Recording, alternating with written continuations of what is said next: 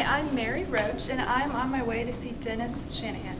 He lives with his wife here in California, and he's an injury analyst for both the dead and the living. For instance, in car crashes, he'll often help the car companies to see if there's any liabilities, if someone wants to sue them for a claim on their seatbelts.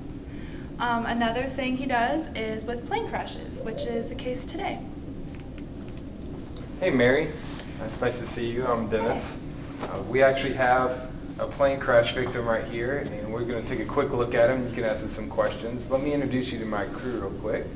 This is Megan, and this is Dan. Guys, this is Mary. Hi there. Hey, nice to meet you. Good to meet you.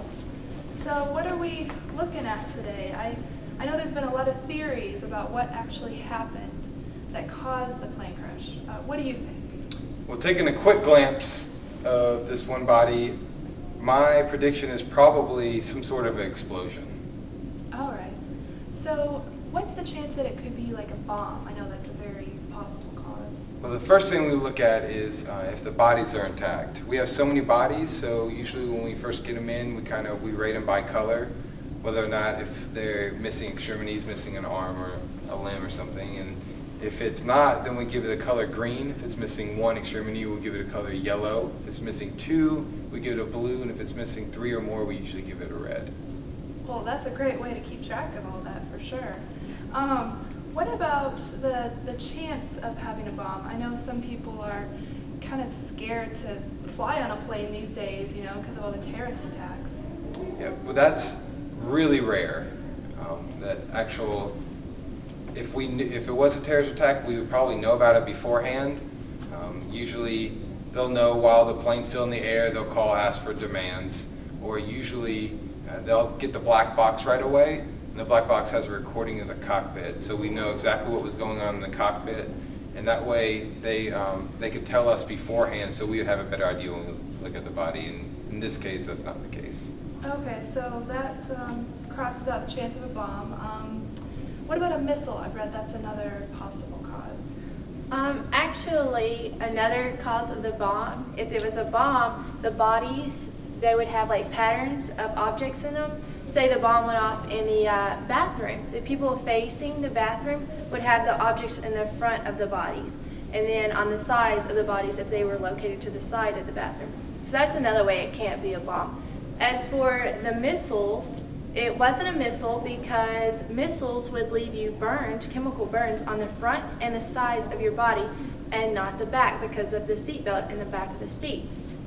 However, the bodies that we saw, they were burned on their back, and this was caused after the plane had hit the water that the fuel had burned the backs of their bodies. So it wasn't a missile and it wasn't a bomb. Okay, and I can see here he has some things on the back of his back. So, what about fire? Like, what do you look for to see if it's a fire? Well, what happened is if there were a fire, okay, the bodies and the seats, they were burned equally, okay? This is not the case. In this case, the seats were more burned than the bodies, which indicates that the bodies were thrown out before even the fire reached them, okay? Oh, so how are they able to be thrown out, though, if they're wearing a seatbelt? I mean, wouldn't that protect them? Good question. Well, this is a plane that's going 300 miles per hour, okay? When it breaks up, its aerodynamic capability, it's over, okay? So the engines are going, but the plane, there's no directions of the plane whatsoever.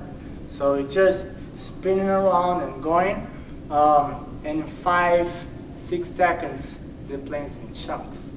Okay, what I'm saying is, inside the plane, things are moving so rapidly, okay, that the bodies just slip out from their restraint system.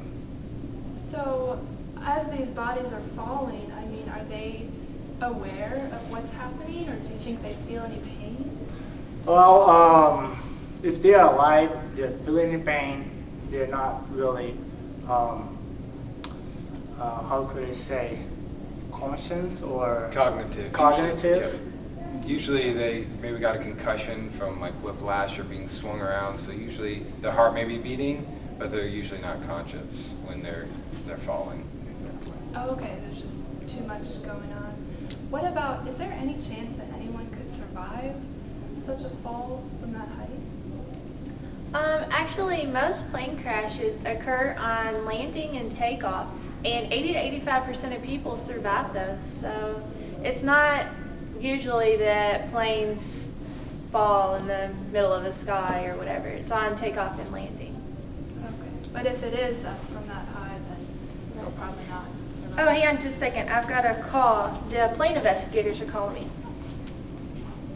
Okay, all right. Thank you for calling. Dennis, you were right. It was bad wiring that sparked the fuel tank. The fuel tank, I knew it. I'm the best. Thanks for your time. I've learned a lot. Thank you.